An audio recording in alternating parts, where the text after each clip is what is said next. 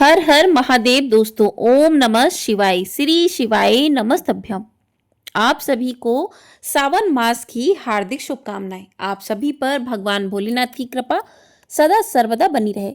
आज की वीडियो में आप सुनेंगे सावन मास महात्म्य का अध्याय 21। पिछली वीडियो में आपने 1 से 20 तक के अध्याय यदि नहीं सुने हैं तो आप लोग जाकर उन कथाओं को भी सुन सकते हैं।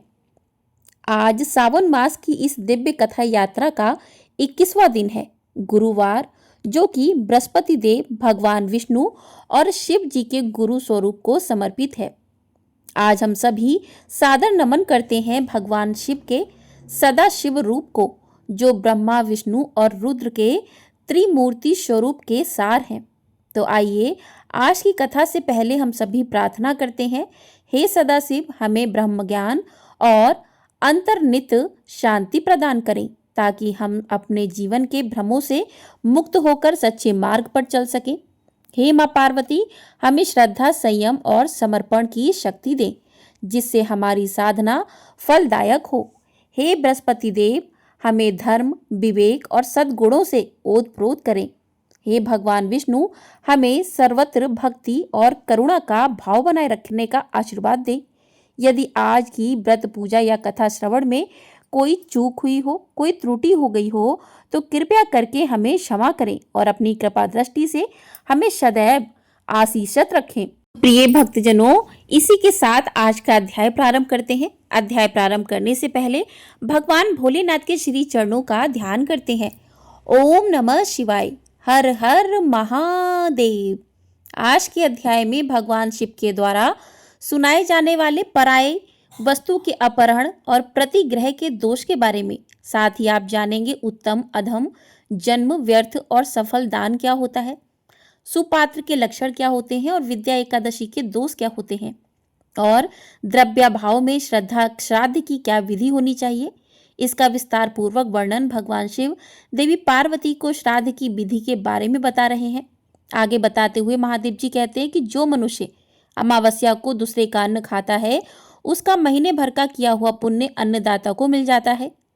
ऐनारंभ के दिन दूसरे के घर का अन्न खाए तो 6 महीने और विषु काल में दूसरे के घर का भोजन करने पर 3 मास का पुण्य चला जाता है। अगर चंद्र ग्रहण और सूर्य ग्रहण के अवसर पर मनुष्य भोजन करे तो 12 वर्षों से एकत्र किया हुआ सब पुण्य नष्ट हो जाता है। संक्रांति के दिन दूसरे का अन्न ग्रहण करने पर महीने भर से अधिक समय का पुण्य चला जाता है। आद श्राद्ध अर्थात एकादशः श्राद्ध में परा भोजन करने पर 3 वर्ष का पुण्य खत्म हो जाता है। मासिक श्राद्ध में भोजन करने पर 8 वर्ष का और छमाही श्राद्ध में भोजन करने से आधे वर्ष का पुण्य नष्ट हो जाता है। जो अस्थि संचयन श्राद्ध में दूसरे का अन्न खाता है, उसका जन्म भर का पुण्य चला जाता है। जो मरे हुए मनुष्य की शैया का दान लेता है, जो वेदाध्ययन को बेचता है और जो ब्राह्मणों का धन हड़प लेता है, ऐसे लोगों की शुद्धि कभी नहीं होती। एक मासाश्वण, एक गाय अथवा आधी अंगुल भूमि भी जो चुराता है, वह प्रलय काल तक नरक में रहता है। ब्रह्म हत्या, मदिरापान, दरिद्र के धन का अपहरण, गुरु पत्नी गमन तथा सोने की चोरी, यह पाप स्वर्ग में बैठे हुए पुरुष को भी नीचे गिरा देते हैं। चिता के काष्ठ समूह का अर्थात चिता की लकड़ियों का और वेद बेचने वाले ब्राह्मण का स्पर्श करके स्नान अवश्य करना चाहिए। वेद बेचने वाला पुरुष द्रव्य के लिए जितने वेदाक्षरों का प्रयोग करता है, उतनी बाल हत्याओं को प्राप्त होता है। जो वेद की शिक्षा लेकर उसके बदले में ब्राह्मण को दान देता है, वह पहले नरक में जाता है, उसके बाद वह ब्राह्मण भी नरक में गिरता है। देवी वेदज्ञ ब्राह्मण भी अगर बलि वैश्य देव नहीं करते तथा अग्निहोत्र आदि गृह कर्म से अलग रहते हैं, तो उन्हें शूद्र ही जानना चाहिए। जिन ब्राह्मणों ने अध्ययन नहीं किया है, जो अग्निहोत्र से रहित तथा अपने आचरण से हीन है, वे सभी शूद्र जाति के हैं। जो छया के दिन श्रद्धा पूर्वक पिता का श्राद्ध नहीं करता, वह मनुष्य द्विज होने पर भी शूद्र के ही समान है। जो ब्राह्मण मृतक श्राद्धे, सूर्य ग्रहण, चंद्र ग्रहण, गजत छाया और सूतक में भोजन करता है, उसके साथ सद्रोचित बर्ताव करें। ब्रह्मचारी, सन्यासी, शिल्पी तथा यज्ञ दीक्षित पुरुष को और यज्ञ विवाह तथा सत्र में कभी सूतक नहीं लगता। शिल्पी, नट, दूत सुतखोर ब्राह्मणों के साथ सद्रोचित व्यवहार करना चाहिए। जो निषिद्ध कर्मों में संलग्न पाखंडी, दुष्पापी, दुष्कर्मी और पापाचारी हो, वह ब्राह्मण शूद्र के समान माना गया है। बिना स्नान किए भोजन करने वाला विष्टा भोजन करता है। बिना जप किए खाने वाला पीव और रक्त खाता है। बिना हवन किए आहार करने वाला कीड़े खाता है। और देवता अतिथि आदि को दिए बिना भोजन करने वाला पुरुष मानो मदिरा पीता है। राजा का अन्न तेज हर लेता है। शूद्र का अन्न ब्रह्म तेज को नष्ट कर देता है और सुनार का अन्न आयु ले लेता है। कारीगर का अन्न संतान का नाश करता है। धोबी का अन्न बल को छीण करता है। किसी समूह या संस्था का अन्न तथा वैश्या का अन्न स्वर्ग आदि पुण्य फलों को नष्ट कर देता है। वैद्य का अन्न पीव, व्यभिचारी स्त्री का अन्न, वीर अधिक ब्याज लेने वाले का विष्टा और हथियार बेचने वाले का अन्न मल के समान त्याज्य है। ब्राह्मण मांस, लाख और नमक बेचने से तत्काल पतित हो जाता है और दूध बेचने से 3 दिन में शूद्र के समान हो जाता है। रस को रस से बदलना चाहिए, किंतु रस देकर नमक नहीं लेना चाहिए। पके अन्न को कच्चे अन्न से बदला जा सकता है। तिल को उसी के बराबर धान्य से बदलना चाहिए। जो ब्राह्मण तिलों से भोजन, उबटन और दान से अलग कोई दूसरा व्यापार आदि कर्म करता है, वह कीड़ा होकर अपने पितरों के साथ कुत्ते की विष्ठा में डूबता है। पुआ, सोना, गौ, घोड़ा, पृथ्वी और तिल का दान लेने वाला ब्राह्मण अगर विद्वान ना हो तो उसे ग्रहण करके काष्ठ की भांति चल जाता है। दान में लिया हुआ स्वर्ण, आयु का तथा रत्न अपने शरीर, पुत्र, पौत्र, प्रपौत्र, दौहित्र तथा कुल में होने वाले अन्य पुरुषों का नाश कर देता है।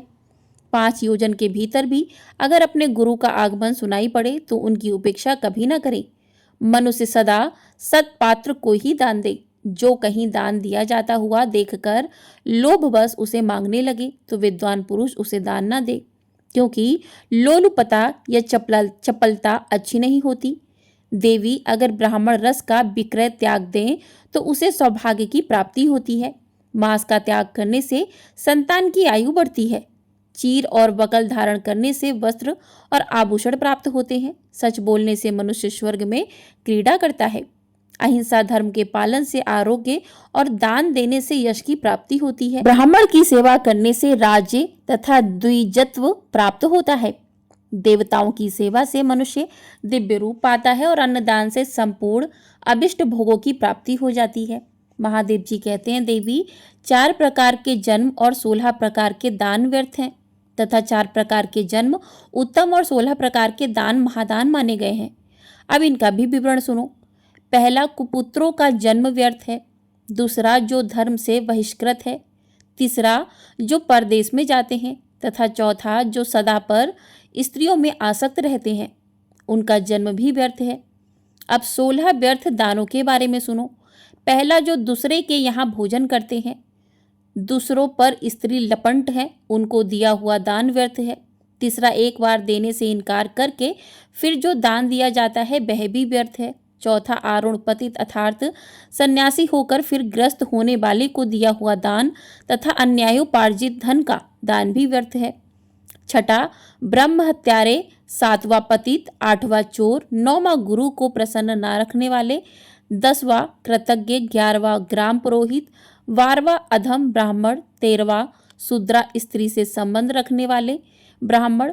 14वां वेद विक्रेता। 15वां जिसकी स्त्री का किसी जार पुरुष से संबंध हो गया हो तथा 16वां जो स्त्री के अधीन रहता हो। ऐसे ब्राह्मणों को दिए हुए दान सदा सफल रहते हैं।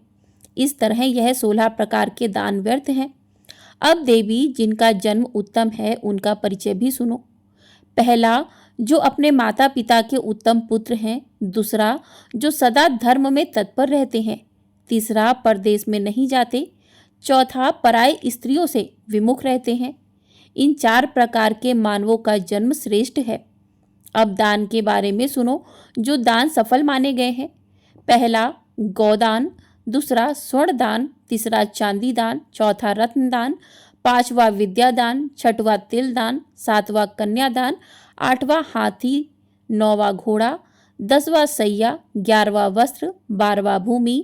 13वां अन्न। 14वां दूध। 15वां छत्र तथा 16वां आवश्यक सामग्रियों सहित ग्रह, इन 16 प्रकार की वस्तुओं के दान को महादान कहते हैं। इसलिए हे पार्वती, शठता छोड़कर श्रद्धा और विधि के साथ उत्तम देश में, उत्तम काल में और उत्तम पात्र को न्यायोपार्जित अर्थात न्याय के द्वारा अर्जित किया हुआ धन का ही दान देना चाहिए। जो वेदा अध्ययन से संपन्न, योगनिष्ठ, शांत, पुराण का ज्ञाता, पाप से डरने वाला, स्त्रियों के प्रति क्षमा भाव रखने वाला, धर्मात्मा, गौ को आश्रय देने वाला तथा सदाचार से युक्त हो, उसी को दान का उत्तम पात्र कहते हैं। सत्य, इंद्रिय, संयम, तप, सोच, संतोष, ईर्ष्या का ना होना, सरलता, ज्ञान, मन, संयम, दया और दान, ये सद्गुण ही सुपात्र के लक्षण हैं।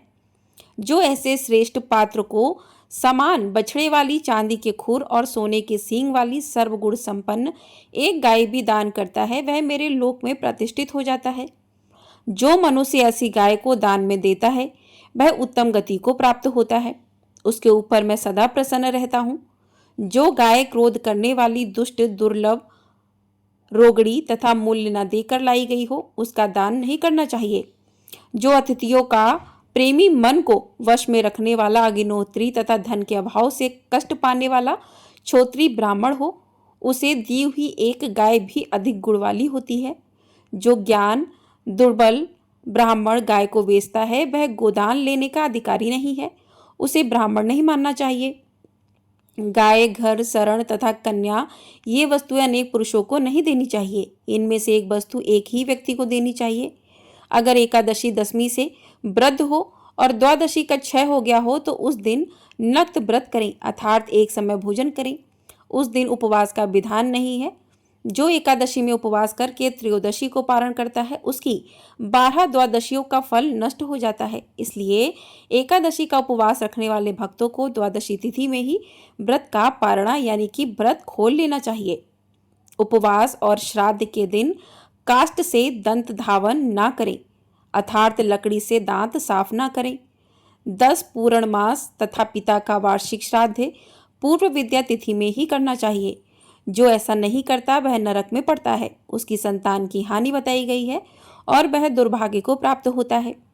द्रव्य अर्थात धन के अभाव में एक ही ब्राह्मण के द्वारा 6 पिंड वाला श्राद्ध करें।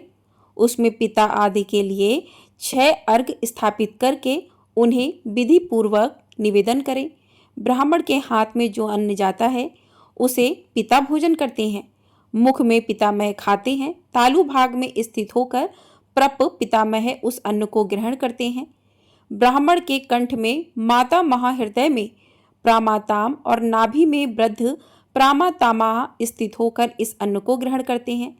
ब्राह्मण अगर ना मिले तो कुश का ब्राह्मण बनाकर रखें और उसके सन्निधान में यानी कि उसके सामप्य में ही श्राद्ध कार्य पूर्ण करें। देवी, यह सभी पुराणों से उनका सार निकलकर कहा गया है। जो नास्तिक, चुगलखोर और वेदों का निंदक हो, उसे कभी भी इसका उपदेश नहीं देना चाहिए। प्रेम से बोलिए हर हर महादेव, ओम नमः शिवाय। तो आज का अध्याय यहीं पर समाप्त हुआ। इसके अगले अध्याय में आप गौतम मुनि और प्रेत के संवाद के बारे में तथा प्रेतों के उद्धार और प्रेत तीर्थ की उत्पत्ति किस प्रकार हुई, इसका वर्णन सुनेंगे। तो अगला अध्याय भी आप लोग अवश्य सुनिएगा। ये अध्याय यहीं पर समाप्त हुआ। अब सुनते हैं श्री शिव चालीसा।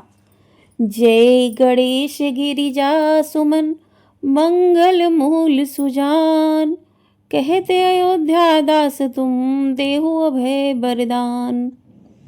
जय गिरिजापति दीन दयाला, सदा कृत संतन प्रतिपाला। भाल चंद्रमा सोहत नीके, कानन कुंडल नांग फनीके। अंग गौर सिंह सिर गंग बहाए, मुंड माल तन छार लगाए। वस्त्र खाल बागंबर सोहे, छवि को देखी नाग मन मोहे। मैना मातु की हवे दुलारी, बाम अंग सोहत छवि नारी। कर त्रिशूल सोहत छवि भारी, करत सदा शत्रुघ्न क्षयखारी। नंदी गणेश सोहित कैसे, सागर मध्य कमल है जैसे। कार्तिक श्याम और गणराऊ, या छवि को कही जात न काऊ। देवन जब ही जाय पुकारा, तब ही दुख प्रभु आप निभारा, किया उपद्रव तारक भारी, देवन सब मिली तुम्हें जुहारी। तुरत सटानन आप पठायो, लव निमेष मह मारी गिरायो। आप जलंधर असुर संहारा, सुअस तुम्हार विदित संसारा। त्रिपुरासुर सन युद्ध मचाई, सबई कृपा कर लीन बचाई। किया तपई भागीरथ भारी, पूरब प्रतिज्ञाता सुपुरारी। दानिन मह तुम सम कोई नाही, सेवक स्तुति करत सदाई। वेद नाम महिमा तब गाई, अखत अनादि वेद नहीं पाई। प्रकटि उदधि मंथन में ज्वाला, जरत सुरासुर भय बिहाला। कीन्ही दया तहम करी सहाई, नीलकंठ तब नाम कहाई। पूजन रामचंद्र जब कीन्हा, जीत के लंक विभीषण दीन्हा। सहस कमल में हो रह धारी, कीन परीक्षा तभई पुरारी। एक कमल प्रभु राखै जोई, कमल नयन पूजन चह सोई।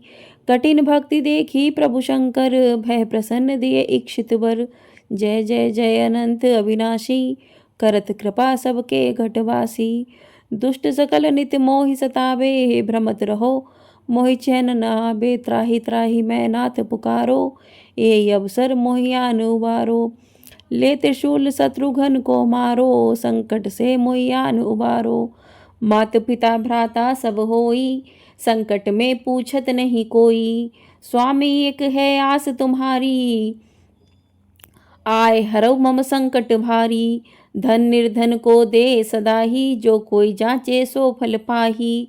स्तुति के विधि करे तुम्हारी, क्षमौ नाथ अब चूक हमारी।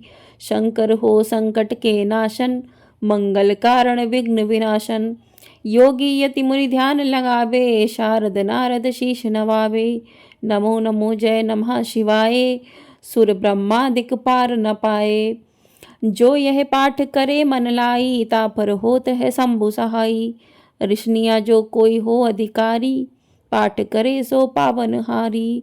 पुत्र होन कर इच्छा जोई, निश्चय शिव प्रसाद तेहि होई। पंडित त्रयोदशी को लावे, ध्यान पूर्वक होम करावे। त्रयोदशी व्रत करे हमेशा, ताके तन नहीं रहे कलेशा। धूप दीप नैवेद्य चढ़ावे, शंकर सम्मुख पाठ सुनावे। जन्म जन्म के पाप नसावे, अंत धाम शिवपुर में पावे। कहे अयोध्या दास आस तुम्हारी, जानी सकल दुख हरो हमारी। नित्य नेम कर प्राताहि, पाठ करो चालीसा। तुम मेरी मनोकामना पूर्ण करो जगदीश। मगसर छठी है मंत्र ऋतु, संबत 64 जान। स्तुति चालीसा से भय पूर्ण कीन कल्याण। हर हर महादेव, ओम नमः शिवाय। तो इस प्रकार से शिव चालीसा पूरा हुआ। अब करते हैं भगवान शिव जी की आरती। ओम जय शिव ओमकारा, प्रभु हर शिव ओमकारा। ब्रह्मा विष्णु सदा शिव अर्धांगी धारा। ओम जय शिव ओमकारा, एकानन चतुरानन पंचानन राजे। स्वामी पंचानन राजे, हंसानन गरुड़ासन वृषवाहन साजे। ओम जय शिव ओमकारा, दो भुज चार चतुर्भुज दस भुज अति सोहे। त्रिगुण रूप निरुखता त्रिभुवन जन मोहे। ओम जय शिव ओमकारा, अक्षमाला वनमाला मुंडमाला धारी। चंदन मृग मद सोहे, भाले शशिधारी। ओम जय शिव ओमकारा, श्वेतांबर पीतांबर बागंबर अंगे। सनकादिक भूतादिक ब्रह्मादिक संगे। ओम जय शिव ओमकारा, करके मध्य कमंडलु चक्र त्रिशूल धरता। जग हरिता जग वरता, जग पालन करता। ओम जय शिव ओमकारा, ब्रह्मा विष्णु सदा शिव जानत अविवेका। प्रणवाक्षर के मध्य ये तीनों एका। ओम जय शिव ओमकारा। काशी में विश्वनाथ विराजत नंदनी ब्रह्मचारी। नितुठ भोग लगावत महिमा अति नारी। ओम जय शिव ओमकारा। त्रिगुण शिव जी की आरती जो कोई नर गावे। कहत शिवानंद स्वामी सुख संपत्ति पावे। ओम जय शिव ओमकारा। ओम जय शिव ओमकारा। प्रभु हर शिव ओमकारा। ब्रह्मा विष्णु सदा शिव अर्धांगी धारा। ओम जय शिव ओमकारा। हर हर महादेव। ओम नमः शिवाय। श्री शिवाय नमस्तुभ्यम। तो इस प्रकार से आज की कथा आरती चालीसा पूर्ण हुआ। आपको वीडियो पसंद आई हो, वीडियो को लाइक कर लीजिएगा। चैनल पर नए हैं तो चैनल को सब्सक्राइब भी कर लीजिएगा। आपको हमारे चैनल पर इसी प्रकार से सावन की कथाएं सुनाई जा रही हैं। एकादशी पुत्रदा एकादशी कब की है इसकी जानकारी भी दी जाएगी। तो चैनल को सब्सक्राइब करके ढेर सारा अपना प्यार ज़रूर दीजिएगा। हर हर महादेव।